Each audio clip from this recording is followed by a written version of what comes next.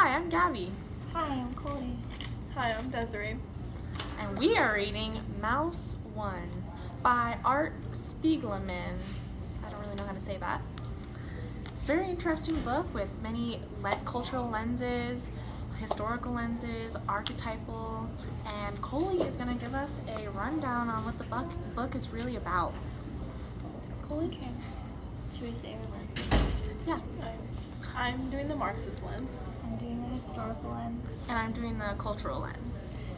Okay, so for our group novel, we chose the graphic novel Mouse by Art Spiegelman. Most of this novel pertains to the father, Vladek, this one, and it's mainly about his experience surviving the Holocaust in forms of flashbacks that he tells his son Artie. And the reason why Artie's asking about this is just because he wants to get to know his father, and we find out that they're very distant and they have a kind of a dysfunctional relationship. It's not that they don't get along, they're just kind of awkward with each other, and we'll find out why at the end of the book. But it begins with him visiting his father, and right away we find out why they're kind of they're a little dysfunctional. Then we learn that Artie's mom, Anya, she committed suicide in 1968. Artie also had an older brother named Rishu, and in 1939 their father Vladek is drafted into the Polish reserves, and after a couple months he's released and he gets to come back to see his family. But after he comes back, there's just everywhere is just anti-Semitic, anti-Jew, everything. It's all over the place. There's all kinds of laws, and they're way more strict and harsh. In 1942, using the historical lens, we know that when the Holocaust began. When the Holocaust first began, that there was they identified Jews and kind of made them stand out, so everyone knew if you saw someone with a Star of David there, is that what it's called? Mm-hmm. Star Yeah. of David, they were oh, that person's a Jew. And in the book they have Vladek and Anya. Vladek and Anya go to the Dean Stadium, and they order all the Jews to go to the Dean Stadium, and they have to bring their passport, and they get it marked with documentation saying basically just saying they're Jews. And it's kind of the beginning of identifying and branding Jews, and it's very similar to what they did in the actual Holocaust. And to add on to that, in the book, the author puts filthy Jews and puts derogatory towards Jews, showing how back then how the Jews were treated and how terrible what they went through. Yeah. One thing we you notice right away, it's a graphic novel, and this right here, we all know is the swastika. And you can associate that with Germany, Hitler era, the Jews, Germans, all that, World War II. And there's this cat that's supposed to be a Hitler, and using the archetypal lens, we know that Spiegelman used animals to represent people. So the mouses were obviously the Jews, and it's because in German mouse is German for mouse, so that's obvious. But the mouses are the Jews, the cats are the Germans. Represented to chase after the mice. Yeah. And most of the doctors and other people that aren't the Jews kind of are neutral pigs. characters. Yeah, they're different characters throughout the book. And then later on, when there's a liberation, we find out that there's the people that are the liberators, maybe Americans, or whenever they started liberating them, they were represented as dogs. So the author definitely used a lot of archetypal representations of the characters. My perspective was the cultural perspective, and one example that the author used in this book was on page 16, and it's talking about the language differences, and he said on page 16, you know English? So during this time, it was very unknown to speak English, so that's part of their culture, that they were Jews, like that's how he was representing it. And then also on page 18, the father, Vladek, he was talking to this other girl named, her name for a sec.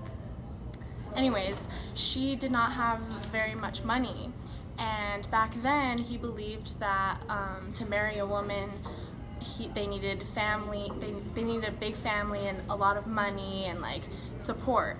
And because this woman didn't have all the support and the money that he desired, he did not want her, and he instead chose Anya over her. And this is also what goes with cultural, because that's what his family believed in, that's what he believed in, and he went as far as to completely stop talking to this other girl and marry a rich, well brought up woman. Which is also Marxist lens too. Yep. And then one of the things, like straight off right away, one of the first things that the dad says to him is when Artie's younger, he's playing, it's like the very first page 5. When Artie's first playing, he's young and he's like playing with his friends and everything, he like trips and falls while he's skating, and he's like, ow, blah blah blah, and his dad's like, what's wrong with you? And his dad says, like, he was like, friends, because Artie's upset that his friends left him after he fell from skating, and then he tells his dad he's upset about that, and his dad's like, friends, like, what do you mean? Those aren't your friends. Like, if you lock them in a room together with no food for a week, then you see what friends are. And so that right away just like sets the tone for the rest of the book. So it's kind of like lays the ground so we know that the dad has experienced stuff because he's been through the Holocaust, and I think that's where their disconnect happens, because Artie's just like a kid. He doesn't know the trauma and everything the dad went through, but the dad I'm sure he's not intentionally doing it, but like even something as small as Artie like tripping and being upset over it, he's like, that's nothing, like get Suck over it up. Yeah, and stuff like that. And it's not a big deal. Mm-hmm. Okay, and then so going back to like the book, in 1943, Vladek and Anya. Mm-hmm. Okay, Vladek and Anya moved to the Shrodula. Mm-hmm. Anyways, they're ghettos, and they're basically very similar to what the Jews experienced after many were like shunned from their communities. So in the real Holocaust, many of the Jews got like forced out of Germany into like ghettos and stuff from like where they used to live, and they were like shunned from their communities, and like many that owned businesses just were like not getting as much businesses. They like started to be poor and stuff, so they had to go live in ghettos. And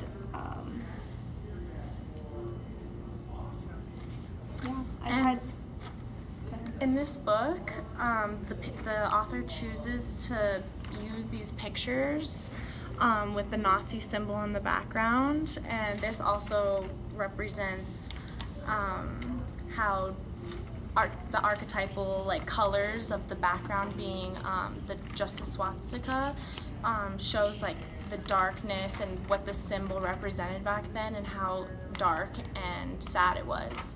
And it shows Germans like beating up the Jews with the swastika in the background, which represents the archetypal perspective.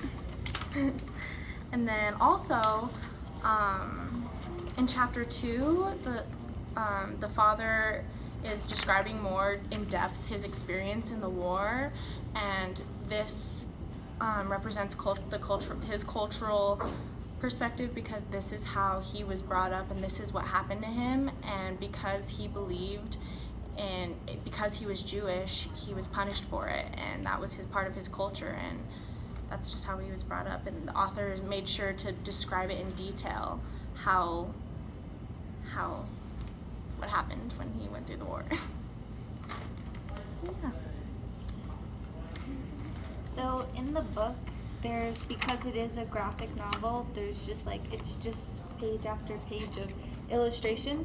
But if you notice that like there's a lot of like little things in here, like stripes and stuff, I noticed that when they're talking about feelings of like sadness or like feelings they can't control, they somewhat like they're in a prison of their own like emotions, almost like they're being in like stuff like that. There's like a lot of like when the scenes depicting like either Artie or Vladek or even Anya, and they're feeling like feelings of guilt, sadness, whatever. There's like, you can notice there's like bars similar to like jail cells in a way. And then in the way that the people are colored when they feel like sad in a way. I'm trying to find a picture. Hold on. But there's just like, anyway, some of the characters you just like notice that they're like their silhouette is fully colored in black. It's not the best one, but there's a lot of like depictions of color use in this to show feelings basically. Yeah, different symbols. The author used patterns to show like how the person was feeling, colors as well, stuff like that. And I think that goes along with the archetypal ones. Yes. So Des, do you wanna? Yeah. So I have the Marxist lens, and I found that Vladek, in the beginning, before he experienced the whole Holocaust, he had a desire of being rich, and he wanted ambition, not that much, but it was in his mind. And that whole experience with the Holocaust kind of took that away, that desire away from him. And also, I connect the Marxists with like the identity that the Jews held, and like in general, was diminished. The Germans dehumanized the Jews, taking away control of their own well-being, and they are left with no power, putting them in a position where they are in need of simple necessities too. And Agreed. let's see. And also, I found an outside kind of look to this perspective is that Artie and Vladek had the opportunity to tell their story Vladek's story and experience of the Holocaust, while the ones who did die in that won't have the chance to tell their story and have the power to influence the memories that they had to go through. Beautiful. One of the very last pages in the book, page 157, has this thing over the top. It says free. Basically, this is a real gate that was outside of the Auschwitz labor camp, and it says like hard work will set you free. I tied that to the historical lens just because it is real in history, and it was made very evident when Vladek was going into Auschwitz. He saw it, and it's just like this like daunting sign that just like, it's like almost, I don't know how to describe it. Represented more than like most of these people going into the labor camps knew that they probably weren't going to see their family, friends, whatever, ever again, and they knew they were probably going to die in there, but yet it's just like these words that say, if you work hard, maybe you'll live, but like it's just kind of weird. And to add to my cultural perspective,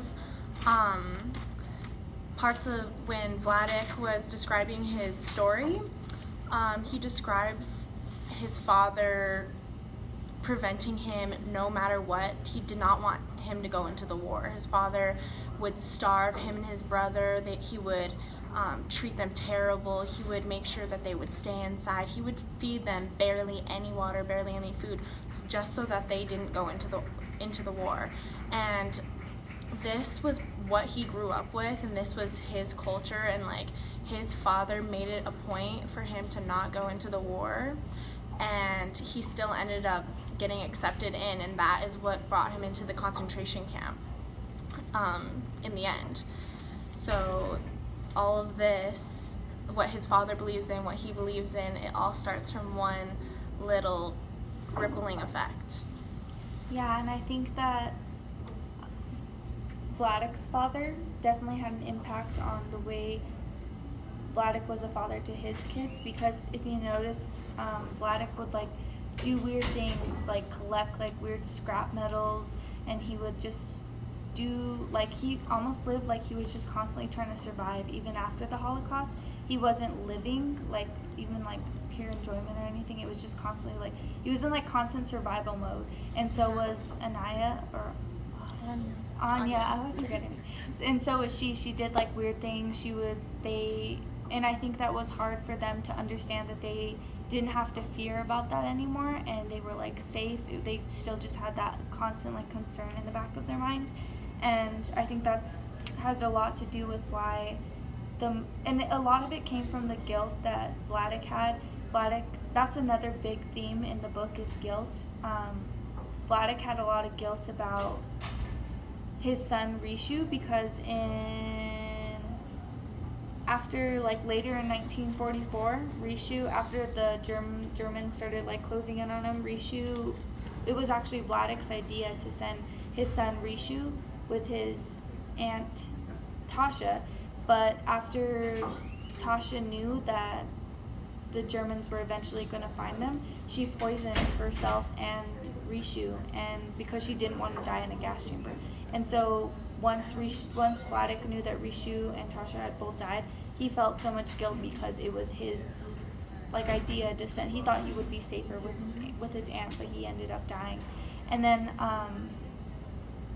I think he carried around a lot of guilt about that, because in the end of the book, he mistakes Artie for Rishu, and it just shows that he like almost has like PTSD from living in that mode.